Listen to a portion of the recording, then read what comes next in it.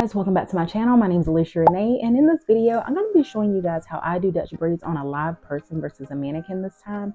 So if you find any helpful tips within this video, go ahead and comment below, and also subscribe so you can see weekly content on any tips and things hair related that you can implement into your own personal life. Otherwise, I'll see you guys in the next video, and you guys enjoy it. So here I'm showing you how to start the formation of the braid. So you're going to have 2 strands in your left hand, and then I'll have 1 strand in my right hand. And that right strand is going to go under the middle piece to the left, and I'll continue to do that same pattern from the left side to the right side. As I continue to do this braid, I will go along and scoop hair into the braid. So this is what makes the braid actually stay attached to the scalp. Now right here, you'll see that I'm scooping the hair into the braid. So on the right hand side of this braid, I'm going to go to her temple and start scooping up with my finger and add the hair as I continue to do the braid.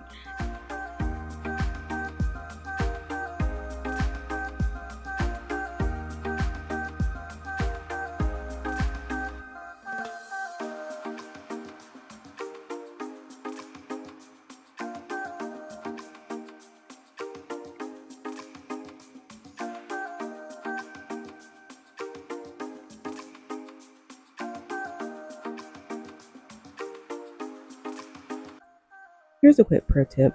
So as you reach the nape, which is the back of the neck, a lot of times that can be a very tender area. So what I like to do is scoop the hair up to the formation of where I'm currently braiding versus doing my braid and adding the hair as I continue to get down to the nape. I found that when you scoop the last little bit of hair up to where the formation of the braid is at, it releases the tension on the back of the neck. So if someone wants to pin their braids up or adjust them, they won't have that hair on the back of their neck pulling. Let me know if this worked for you guys, and I'd like to read about it in the comments.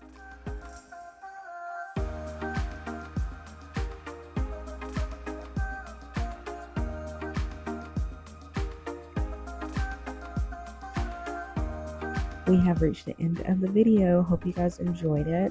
Be sure to subscribe and comment below if you are going to do this style next. I'll see you in the next video.